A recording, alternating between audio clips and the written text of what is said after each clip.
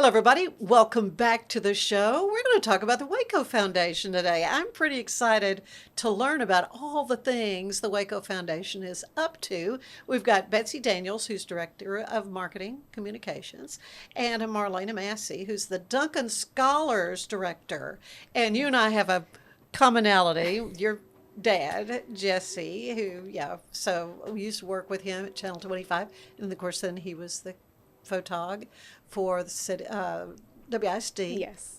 Yes. And recently retired. And we had the best time at his retirement party. Yes. But you were telling me about your work with the Duncan Scholars. And I said, oh, my goodness.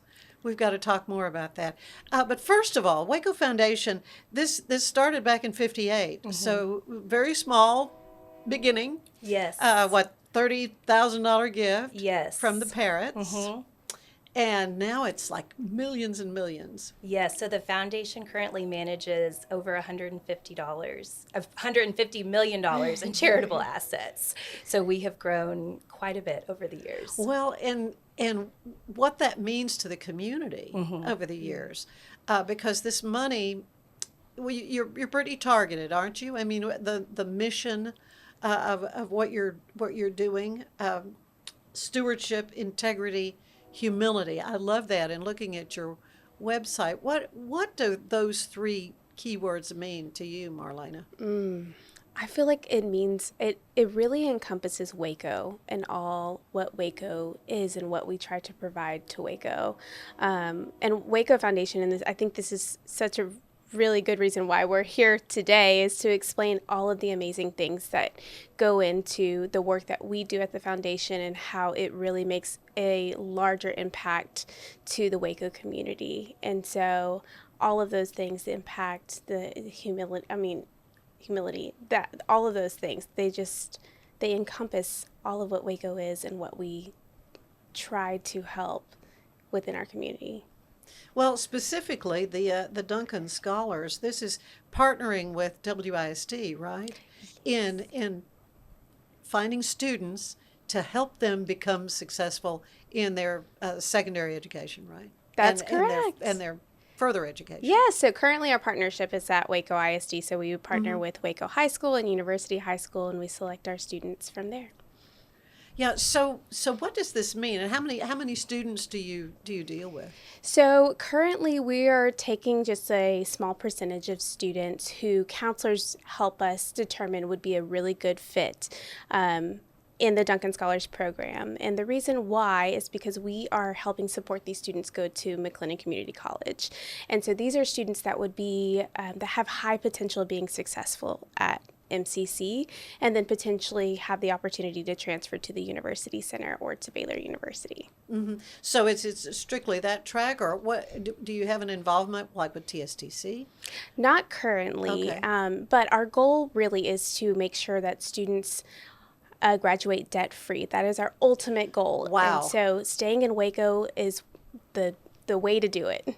Yeah. Oh, no question about that. That's exciting. So how long, Marlayna, have you been with the Waco Foundation? the Waco Foundation? Yeah. So I've been at Waco Foundation since 2021, so it's about 4 years. Uh-huh. But I was a MAC program intern in 2013, 2014. And really, Robbie Stapano, who was the director of the MAC program, she inspired me to really dig deeper into the educational community here in Waco. I grew up in Waco, went to Waco ISD schools, graduated from Baylor, so I already had a passion for my community, but just seeing the work that she was doing, I mean, it really just kind of jump-started me into that type of work. Yeah. Betsy, well, let's talk a little bit about you. So what brought you to the Waco Foundation? So my family and I moved here in 2018, Mm-hmm. and I had been a stay-at-home mom with my little kids before that, and we moved here, and I kind of got this itch to want to get back into the working world slowly and kind of slowly step in, baby steps. So I started working at Waco Foundation part-time, just a couple days a week in the communications and donor services. And then part-time for a few years. I actually left for a really brief time in 2021. And then Natalie Kalinsky, who is our boss, called me about 10 months later and said, will you please come back? And I said, sure, twist my arm. And so I left for 10 months and wasn't gone long and came back full time since 2021. So. Well, it's pretty exciting because you are now in your facility is there on Austin Avenue. Yes. The old First Federal Savings and Loan. Yes. What a beautiful building, and it's sat vacant for way too long. Yes. And what a great fit for you guys. Yes, and we had been looking and searching for several years of what would be a good fit for us. And when that building became available, it was just a no-brainer for us to move in. And it's going to be kind of a nonprofit hub. Let's talk a little bit about that. That is, it's called the Avenue Nonprofit Center. The Avenue Nonprofit Center. And so Waco Foundation staff will office on the first floor, along with a really large community room and a large boardroom that we will use, but we will also open up to nonprofits in the community to use. And then we have our second and third floor office spaces that we will rent out to nonprofits. And just kind of be a real so collaborative is that like more space. Permanent space for them, or again just to come and have board meetings? No, that would be permanent space that they could actually office out of.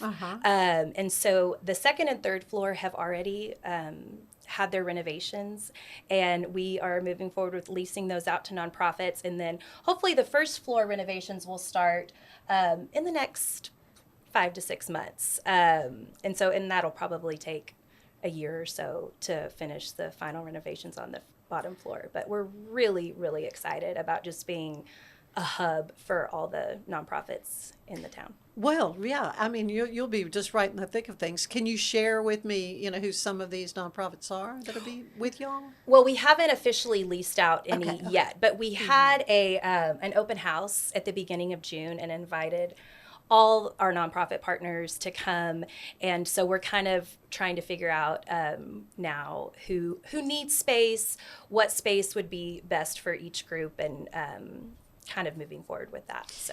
So explain to me how the funds work that you have $130 million that you oversee. How does all that work with the Waco Foundation? So we have lots of different types of funds. We have donor advised funds, which would be individuals who have money that they have set aside that is charitable dollars, and they can open a donor advised fund, and we act as kind of a bank, and where their money can sit and it's invested, and then they can choose different organizations to grant their money to.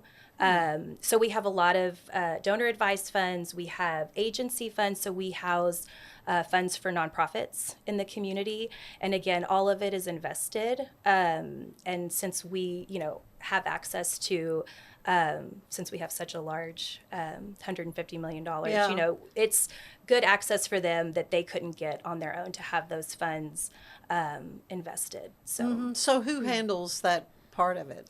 So we have a CFO. Her name is Belle Whedon, and she really oversees the investment side of things. And we have a investment consultant, Newberger Berman, out of New York, that works with us in investing all of our things.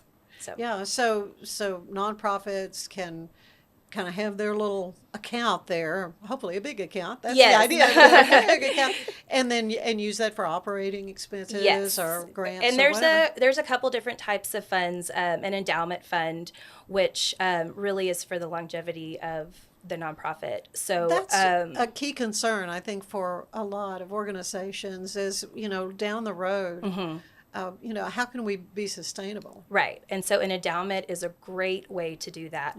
So we always encourage, if they have the capability to start an endowment fund, to do so. For it to really work, it has to grow. So sometimes it takes time, and it's kind of hard to go, I don't want to put all of this money and just let it sit there. But over time, it's definitely beneficial for the nonprofits to have that for the future. And then we also have reserved funds, which really just kind of act as a savings account. And they can have access to all of that at any time, where the endowment fund, the principle of it is there forever, and it just grows, and you get the spending off of it. So do people apply to the Waco Foundation to ask for grants and Yes, so loans we and stuff? have our grant making side, which is Nicole Winter, who runs that at Waco Foundation. And so people, organizations, can apply for different types of grants that we have through her. So how much do you normally disperse? Do you It's know? on a case by case basis, and Okay. so the organization has the ability to request a certain amount within their grant application. Yeah, it's fascinating what that small little $30,000 back in 1958 started Arby and Edith Hines Parrott. Of course, there's a street in Waco named Parrott, which I would assume. Yes. The history of this has got to kind of mean a lot to you, right, Betsy? It really does. And I think that what's so special about Waco Foundation is we are here for the whole community, and I think that our board over the years has just really, there's a sense of trust about Waco Foundation. And I think Ashley Allison, our executive director, and all of the amazing people that we've had on our board over the years, I think people look to us and there's that trust that we're going to make the right decisions for the community to help it be the best it can be.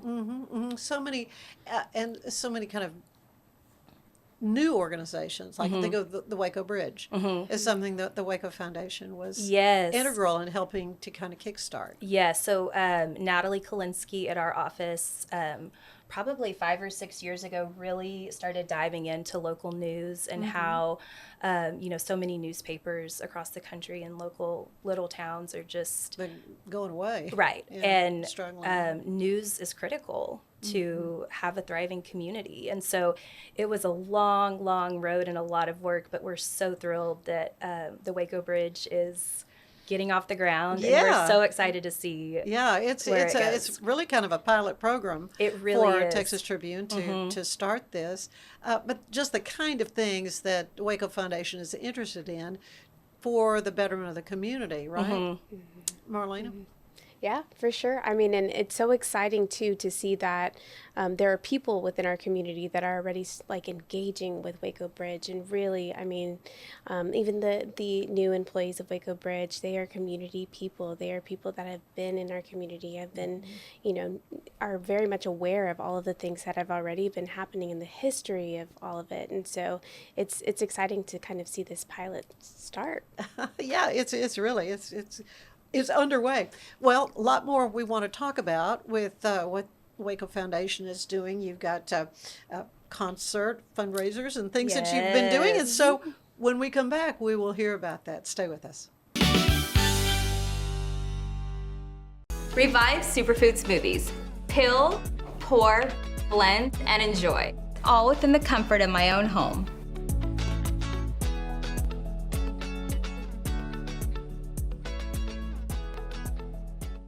Revive Superfood Smoothies.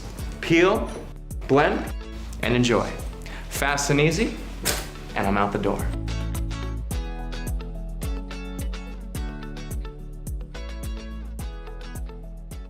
It is exciting to hear about the great work of the Waco Foundation. Stay with us. Coming up, we'll be hearing from Elizabeth Riley, our Act Locally News reporter.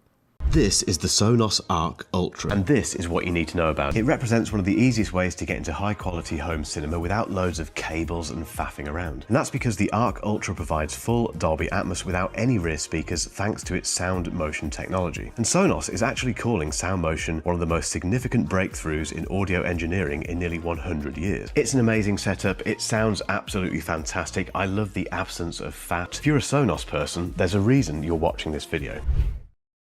Let's unbox the all-new Walking Pad X21. It is the hottest thing on the fitness market right now. Whew. I like it. I like it a lot. Well done, Walking Pad.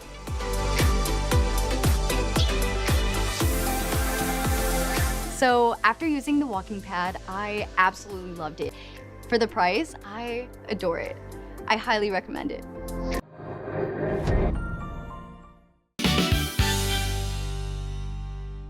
Well, hey, thanks so much for joining us in today's episode of Spotlight on Waco. We're going to mix things up a little bit today, which I'm really excited about. If you've seen some of our past episodes, you'll see that we highlight some fun restaurants and venues and places to shop in Waco. But today we're joined by Dylan Meek, who is the mayor of Waco. So Dylan, thanks so much for joining us. Really appreciate it. To be here. Really excited to get to talk today. Yeah, I appreciate it. And before we get started, I want to just give a shout out to First Title Company of Waco. Thank you guys so much for sponsoring this episode. We really appreciate you guys. And so look forward to visiting with you a little bit about just some of the things that have been happening in Waco, obviously over the last decade, really for a long time, but especially over the last few years, Waco's seen a lot of growth. And so appreciate you and the leadership that the council and you and your great staff at the city of Waco have provided. So really appreciate that. But why don't you speak a little bit to the last year or so, a couple of the big wins that we've seen in Waco. Yeah, it's a great season in Waco. And like you said, we've got a great team right now. And I think when I think about the team of Waco, really the whole city is on this team. We've got a lot of different people, great city staff, a great city council, but really just every member of our community who's really trying to make Waco a better place for everybody. It's been a really dynamic and exciting year, a lot of opportunity for growth and a lot of growth that we're seeing, a lot of initiatives to make Waco stronger. A couple of the things I'm really excited about is our riverfront development. It's going to be a $140 million project. Kind of the jewel in the crown is going to be our new basketball pavilion. So bringing Baylor basketball into downtown Waco is a real win. Not only because of the number of people that'll come to those games throughout the season, but also because we have an opportunity to activate that space year-round with concerts and other events. That's going to be really dynamic and exciting. And we have the rest of the riverfront development under construction right now. I'm really excited about some of the stuff in progress, the restaurants that are looking at coming on the riverfront. I think the developers in final negotiations with a hotel, the Graduate Hotel is who they're looking at as kind of likely to be the hotel there on the riverfront. And again, that's not solidified yet, but they're kind of in exclusive negotiations now. So I'm excited for that developer, Catalyst Urban Development, and all of the work that's being done on the riverfront. Yeah, that's really awesome, because I know when I came to Waco as a Baylor student back in the 90s, I mean, people have been talking about Waco needs a riverfront development and some fun things to do there, and it's finally happening now. Gosh, 20-something years later, so it's really awesome. It's coming together, and it's really exciting. We passed our budget recently, a $500 million budget with a lot of good things in it, but one of the things I'm really excited about too is we did a property tax rate reduction and really increased our homestead and disability and over 65 property tax exemptions this year. It's not lost on us at all that the cost of living in Waco has gone up.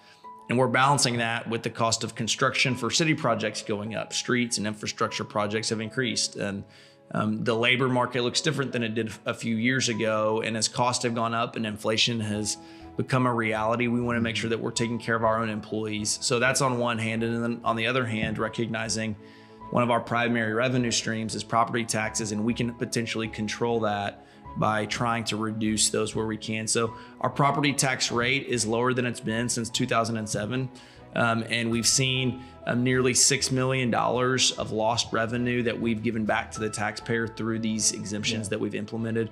So we're really trying to balance that out well, steward the taxpayer dollars carefully, and be cognizant of the realities our residents are facing right now. Yeah, no, that's huge. I mean, that's in the last 15 years, the lowest rates have been. And so that's amazing with all the costs that are going up that you guys were able to do that. So I appreciate it. Yeah, taxpayer for sure. Definitely a balancing act, but something that we're trying to take seriously. Yeah, no, that's awesome. Another thing I'm really excited about is our airport. We have been doing a lot of capital investments throughout the entirety of the airport, but one I'm really excited about is our terminal renovation project. Hopefully by this time next year, the terminal will be totally renovated, and that project will be complete.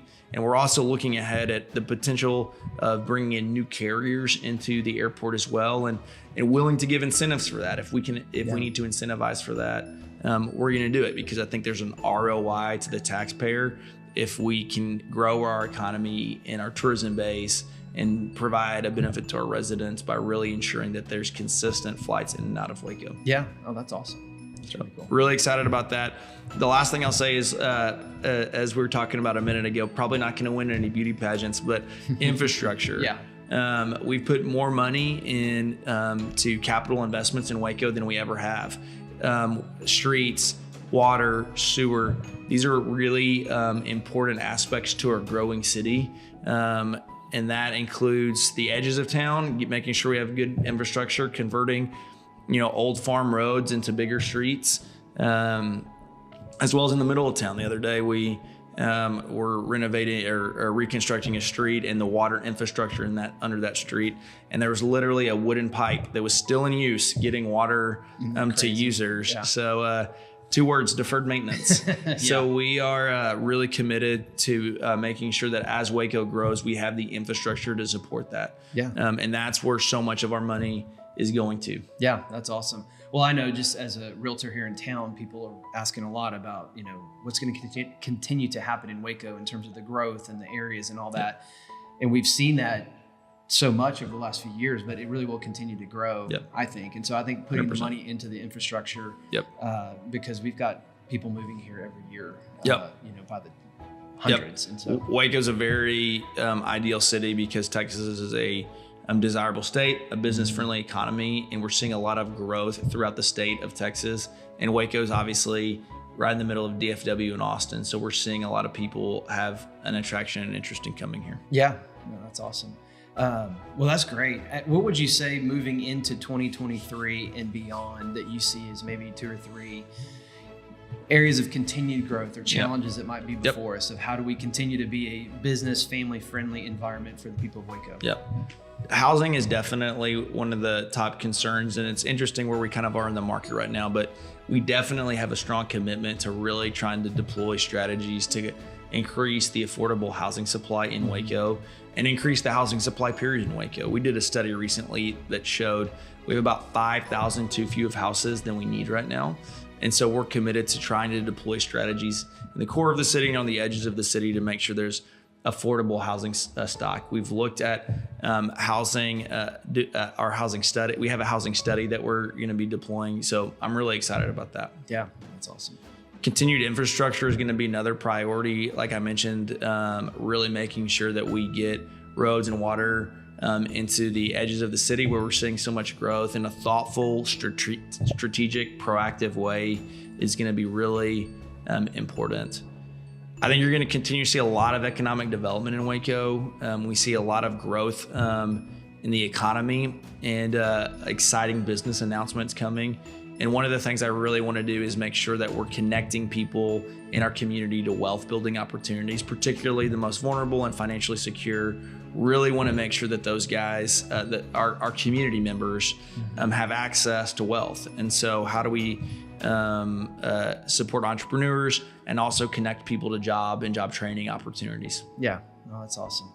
Well, I appreciate that, and I look forward to having further conversations with you about especially the housing, but continuing how to grow a community, grow businesses, everything that's going on that's awesome that we didn't even talk about with like parks and recreation and other aspects of the city that are just blowing and going as well. So excited to do it, man. Again, thanks so much for joining us today. 100%. Again, thanks to First Title for sponsoring this video.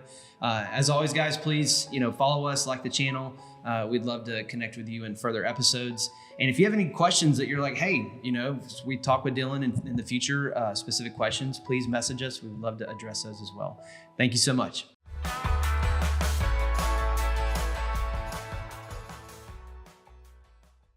I just really believed in the future of Waco. Getting to be on mayor, every day there's a fun opportunity. There's usually a challenge and oftentimes a crisis. It's all in the same day. And so, every day brought a new adventure. Probably the best thing was getting to work with really great people. I'm so thankful for our city staff, our council members. It's an amazing team. And that team isn't just in City Hall. It really goes out into the whole city. Like Waco's secret sauce, the secret ingredient to Waco's success is just the quality people that live in this town and are working day in and day out to make our city stronger and better. Really the question is, why did I jump on city council? And it was because I really think that Waco has such great potential and wanted to be a part of the team that could hopefully achieve some of that potential. I so enjoyed getting to do the work that the city does. I really enjoyed trying to have the conversations about how do we build a middle class, how do we bring more jobs to this community, how do we work in collaboration with partners around town, and just enjoyed that so much that it was just kind of a logical next step. And between the staff and the council, we really have been able to go further faster because of that spirit of collaboration and trust. And I think that that is something that is becoming more and more rare in our country, to see different elected individuals, people in leadership really striving to work together and collaborate and build trust. And that's something I'm really thankful for within the walls of City Hall. It's also true with our other collaboration with the county, with the chambers of commerce. Judge Felton is a dear friend and a really great, important thought partner and strategic partner on how we can grow our economy together. And the ability for us all to work together collaboratively ensures that we're going to be able to really achieve the community goals that we're all going after. And that's something that I'm really proud of. I don't get credit. I don't think there's anything. It would be so foolish for me to say like I have an achievement, because this is such a team sport. Like it just isn't the reality that I can ever say like that was my thing. I think something that like I'm really thankful for, that hopefully I was able to, carry the baton of good government and good governance that had come before me by mayors like that I got to work with, like Malcolm Duncan and Kyle Deaver. These were great leaders who were thoughtful and really had a spirit of teamsmanship. And I've tried to carry that legacy forward, and I'm really proud that our council is in that position now. And I don't get like singular credit for that, but hopefully I played a role in that, to have good governance here. And you look at some of the fractured government in other cities in Texas, and we don't always vote the same way, but at the end of the day, we genuinely like each other, and we're all have built up a trust because we're trying to do what we believe is best for our community as best as we can. For 75 years, Nalgene Outdoor has been your trusted companion, fueling adventures and helping protect the planet. We're committed to reducing waste, improving access to clean water, and providing simple, safe, and sustainable products for you and your family. No gimmicks, just durable, well-designed bottles built to last. Join us in our mission to amplify life, not complicate it. Because at Nalgene, what goes into our bottles matters as much as the adventures they fuel. Explore more at nalgene.com. That's NALGENE.com.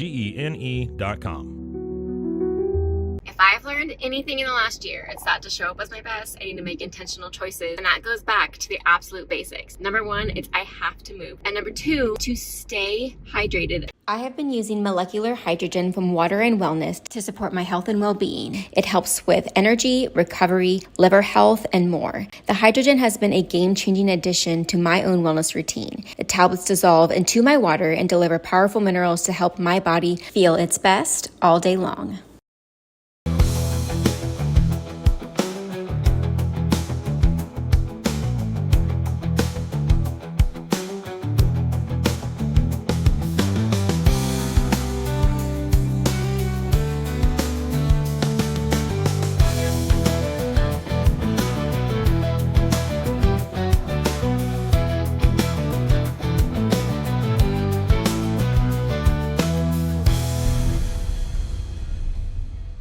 Natural Cycles identifies your fertile window by analyzing changes in your temperature. It's the first FDA-cleared birth control app. No hormones, no side effects, and 93% effective with typical use, and 98% effective with perfect use.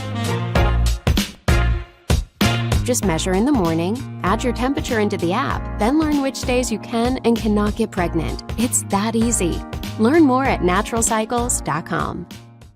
Be the best parent to the best S-Pup. For Kitty, we decode more than 100,000 data points, so you know what makes them walk, talk, and act like only they can. We provide the best care and make smart health decisions, now and forever. Plan better, care smarter, love longer. Wisdom Panel, the world's leading pet DNA service. And we're back with Marlayna Massey and Betsy Daniels with Waco Foundation. I was so thrilled to see some of the activities that the Waco Foundation does. First of all, there's something called Transformation Waco. Let's talk about that, Marlayna. Because they're little kids that are cooking and all kinds of things. So last year, Waco Foundation launched a new initiative called the Forever Fund, and really aimed at targeting young Wacoans like Marlayna and myself with young families, and really trying to get them involved and kind of, create a philanthropic spirit among them. And so the Forever Fund is a member-supported group, and so you can pay $250 annually for a household to become a member of the Forever Fund. And all of those membership dues are combined with funds from a concert that we will have.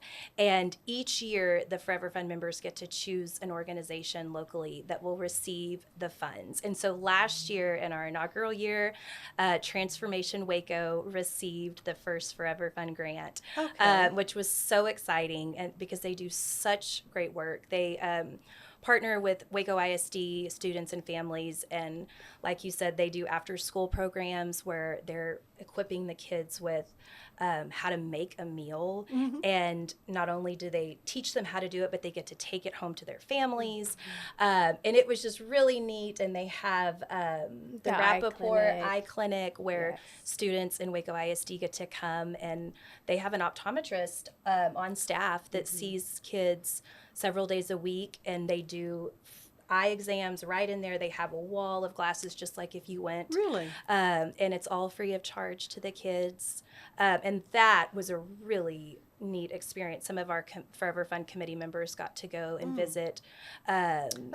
People don't think about that, but for some, just the expense of going, and for a child, if they're not really seeing the board do well, it's going to impact their ability to learn. Right. And sometimes they don't even realize they can't Right. They see. don't know they're not seeing. Right. And so that they do so much great work, and we were so thrilled for them to receive our first grant with the Forever Fund. So, yeah.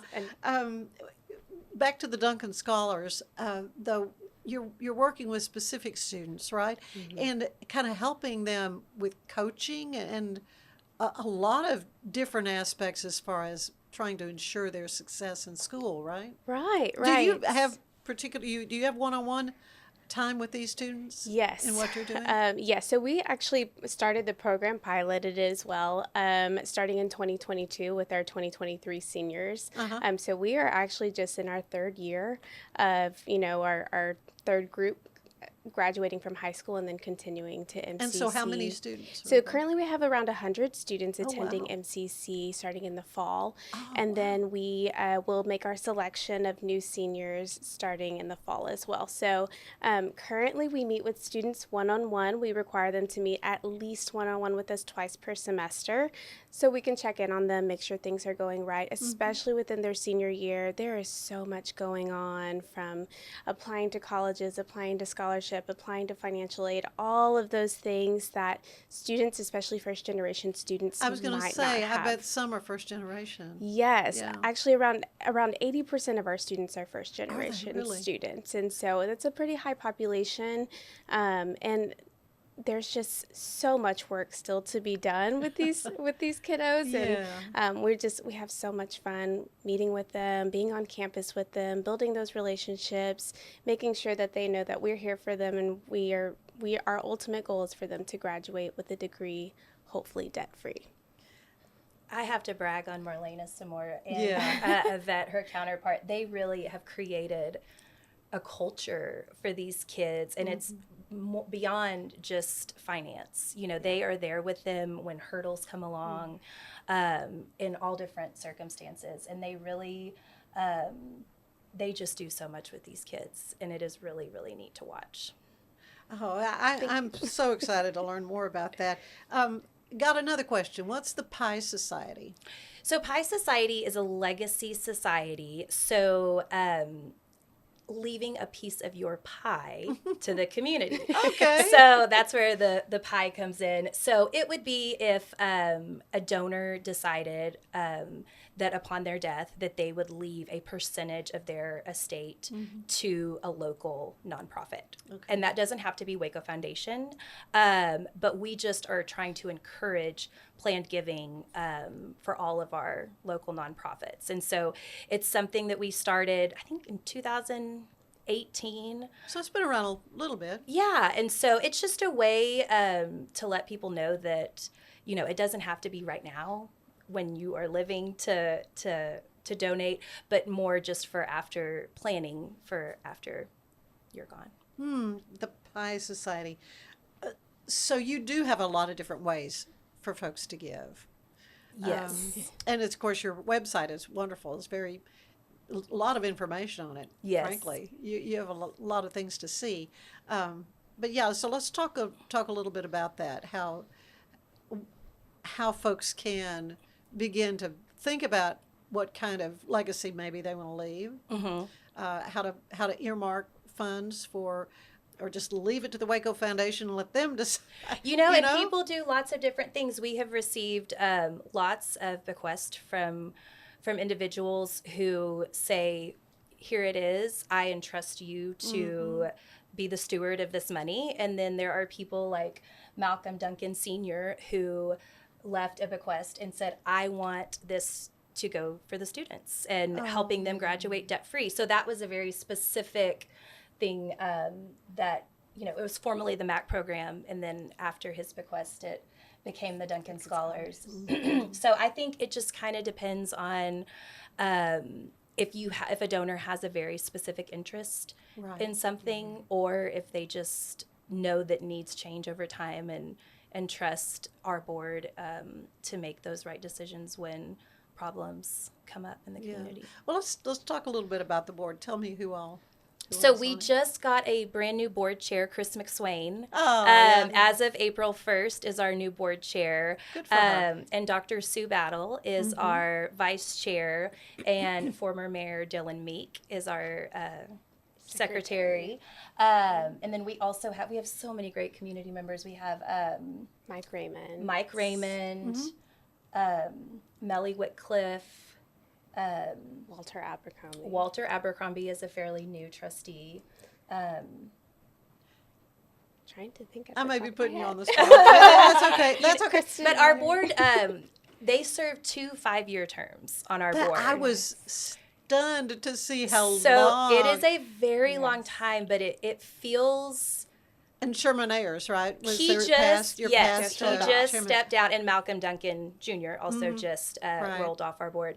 Right. It's just, it feels like the time, it is very long, but it's just know. You need that longevity, yes. I think. And I think that is why our board is so successful in the way it is. Yeah, I've never heard of a board service that long. Yes, so it is a very long time, but they really get to know what's going on, because sometimes things like the nonprofit news, that was years in the making, and if you had turnover every year, it's really hard to know all of that history of things that really do take some time to, and to have that institutional knowledge of what the community deems as important too, which is a big part of what you do, I would think, right? Yes, for sure.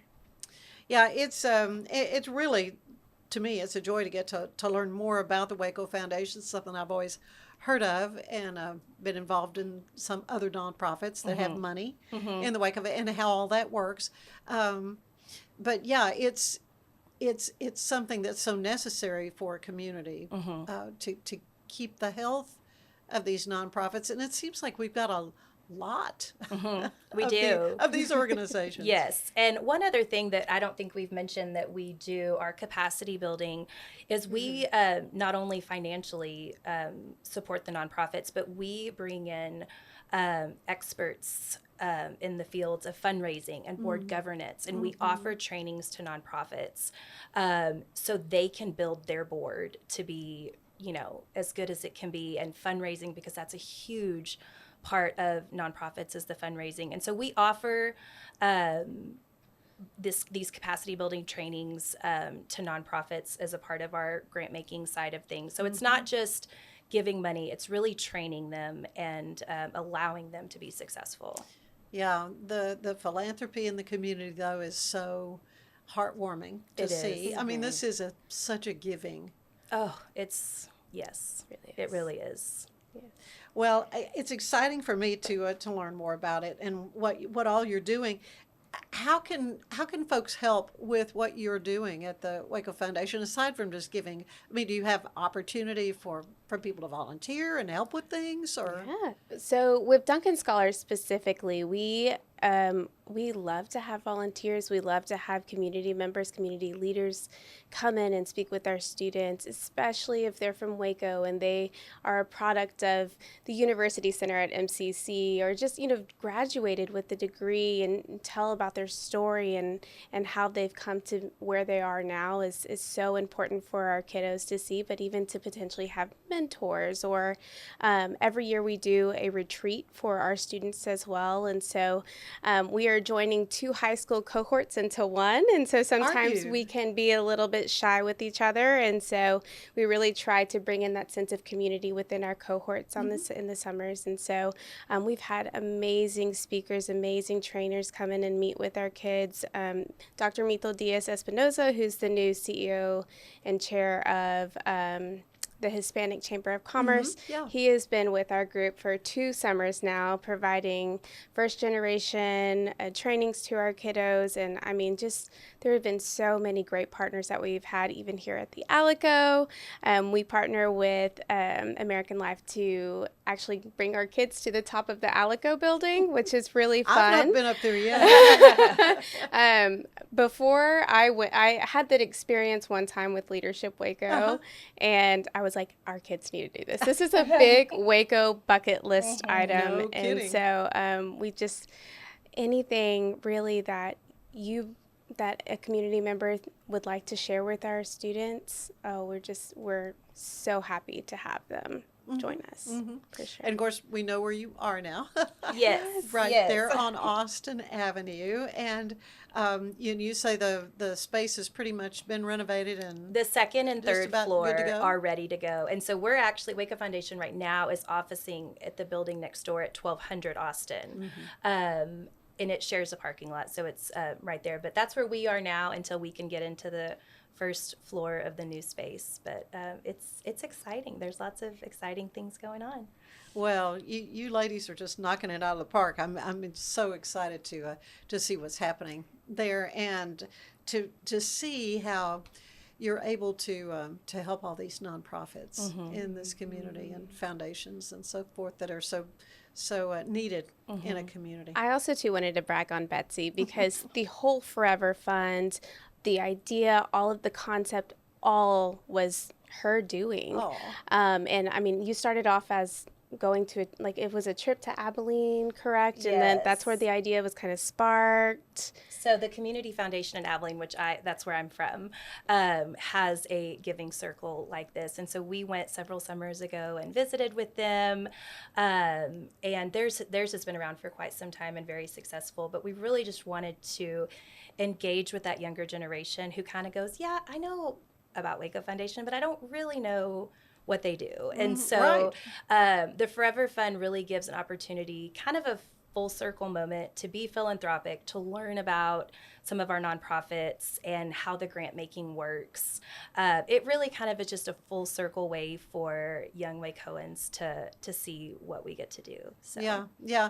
And I mean, you had the concert. We talked about the concert at the Silos.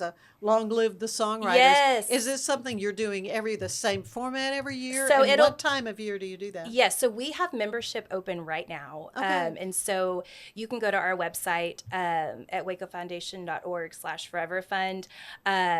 And we So is there an age? No. Limit? Okay. So, and while we are targeting young Wacoans, I was going to say you take old Wacoans. Yes, we take the young at heart also. Really, it's just for anybody that really wants to get involved, but we also kept in mind that young people are very busy, and you have your jobs, you have your children, you have your nonprofit boards that you serve on, and all of these things. So it is designed to be not time to not have a lot of time unless, we have asked people to be on our committees, but even that is a very small time commitment. And so we really just want it to be easy, an easy way to give back. My $250 might not go a long way, but if I get with, 100 of my other friends and we all give, yes. And so it's just a really, really exciting thing. And so we have membership open right now for either renewing from your first year or brand new members. And then we have our second concert coming up in November. And it is going to be featuring War and Treaty, which is a husband and wife duo. And we're really, really excited. They have a really cool, they're very soulful, but a little country. And so last year was the songwriters. And so this is much more of a traditional concert. But we're really excited. And Forever Fun members get first access to concert tickets and a discount. And then they'll open up to the public. But so you don't have to be a Forever Fun member to come to the concert. But we're just really excited. We know that young people love music, and what better way to bring people together for the community. And any party Betsy puts together, you want to go to. It's it was a good one. Top tier. Last year, it was just so magical. You walked in, and you have the stage in front of you. It was such an intimate, but just beautiful experience to watch. Tranny Anderson, Jim Beavers perform songs that they have written for big time artists like Miranda Lambert. What other songs? Lainey Wilson.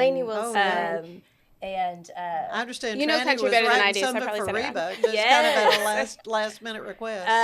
And then Jim Beavers wrote the famous Red Solo Cup by Oh, Toby gosh. Keith. Of And course. they told the funniest stories about how these ideas I love to hear songwriters talk come about to their life. inspiration. Yeah. Yes. And so, What the fun. patio at Magnolia is just dreamy. And so the upcoming November it concert will be at Magnolia. Yes, again? on the patio by the coffee shop. And it really does just kind of provide a backdrop for the most beautiful evening. And so we're really excited. Well, just a shot of adrenaline there in the Waco Foundation family. I mean, what a fun thing you've got going on. Really appreciate you both so much. Thank you so much for having us. Yeah, you'll have to come back. Yes, we definitely will. Right. Thank you, Marlayna. And Thank you. Betsy, Stay with us. We'll be back. Concerns, but also in providing top-notch preventative health care.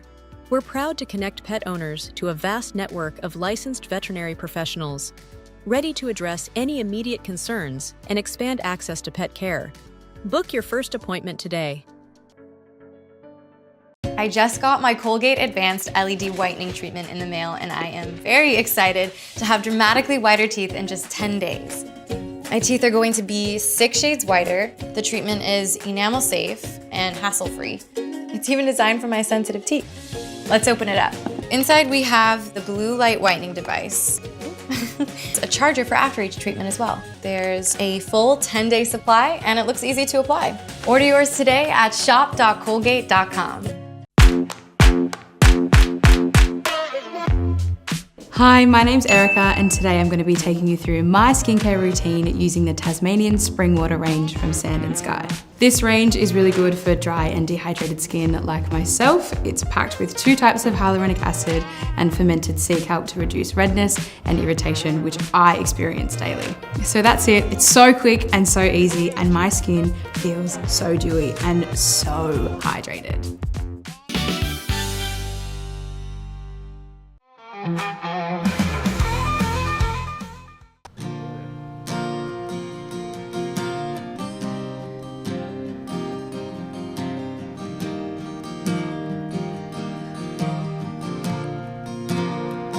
Finally figured out,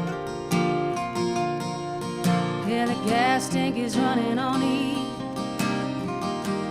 Guess I better slow down so time don't get the best of me. By your sleepy old town, thoughts and memories.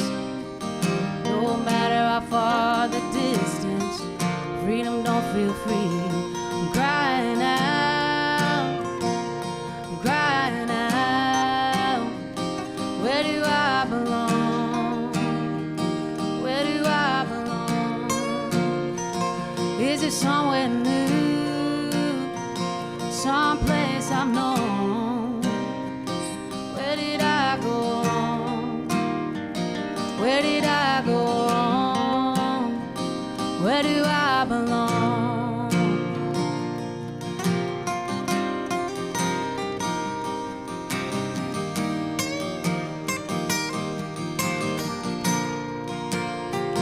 Trying to figure out who I'm supposed to be. Am I too far gone? Can I find a purpose in me? By your sleepy old town, thoughts and memories. No matter how far the distance, freedom don't feel free. Crying out, yeah, I'm crying out. Where do I belong? Where do I belong? Is it somewhere new, someplace I've known? Where did I go wrong? Where did I go wrong? Where do I belong?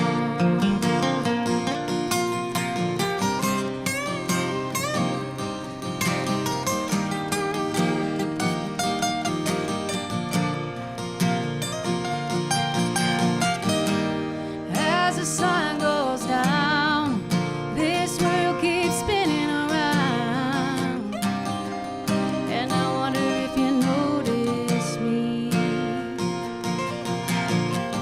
Feels too good to be true when something feels brand new.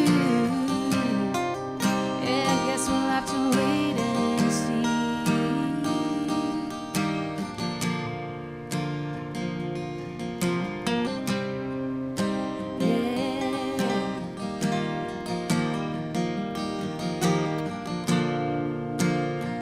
Yeah, I'm crying out, I'm crying out. Where do I belong? Where do I belong? Is it somewhere new, someplace I've known? Where did I go wrong? Where did I go wrong? Where do I belong?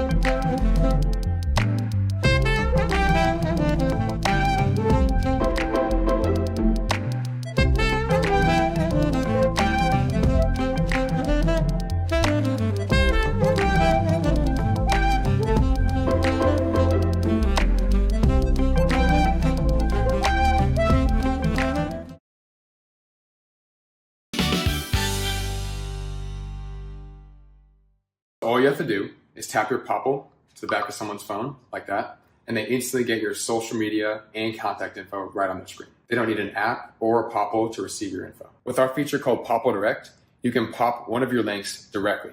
I turned Direct on for Instagram. Now when I pop someone's phone, it opens directly to my Instagram. So get your Popple today and start impressing everyone you meet. Make it pop.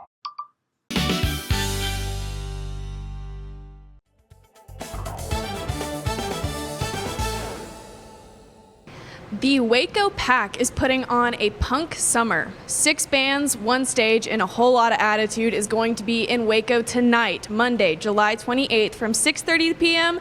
to 10 p.m. This event is ages 15 plus with a $5 admission fee. Up next, Cricket's Grill and Draft House is bringing back $1 Wing Wednesday. all day, every Wednesday. Get your favorite bone-in or boneless wings tossed in delicious sauces for $1, which goes perfectly with an ice-cold draft. Stop by Cricket's Wednesday for $1 wings. Finally, the Texas Rangers are hosting Baylor Night Saturday, August 9th. To celebrate their favorite Baylor Bear, Cody Bradford, community ticket purchases come with special edition jerseys that have the Rangers logo in glorious green and gold. Come early, size are limited, and sick 'em bears. I'm Elizabeth Riley with Act Locally News, and I'll see you next time.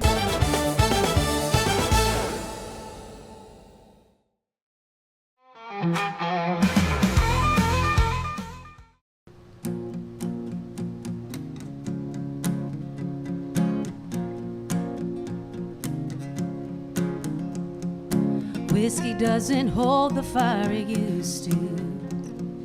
Then your love gives me a better high. A smoke-lit room in a crowded place. Through the haze I see your face. You stare into my mind like the smoke rolling out of a stack, evaporating deep from the black. Train chasing its track in a midnight sky. Like the rain falling into the wind, overflowing rivers again.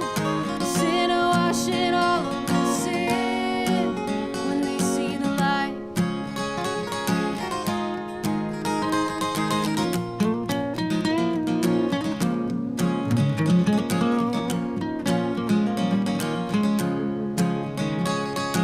Wild and love's not something that I'm used to. You fell in and broke down every wall. Gentle touch, you brushed my face, drawn into magnetic space. Brace before I fall. Like the smoke rolling out of a stack, evaporating deep from the black. Train chasing its track in a midnight sky. Like the rain falling into the wind, overflowing rivers again.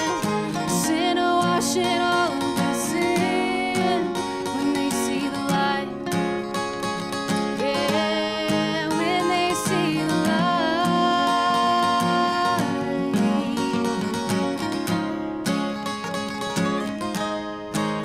I get high.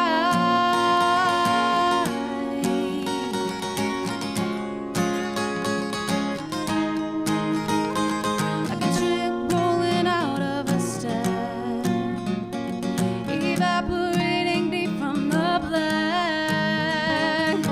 Train chasing its track in a midnight sky.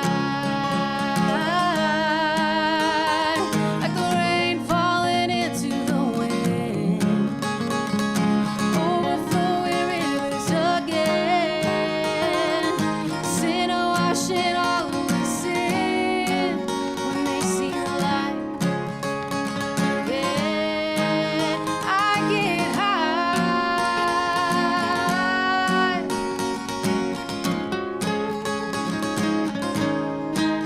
I get high.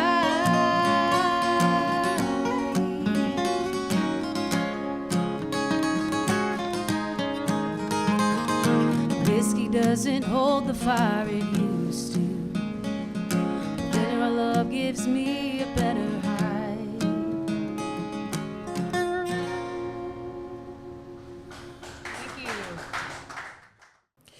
Thanks for being with us. Join me tomorrow when we'll get some great information from a local banker, Brad Nimmer, as well as Monica Davila and Christine Schroeder-Morin, who have ways for you to protect yourself from being a victim of abuse.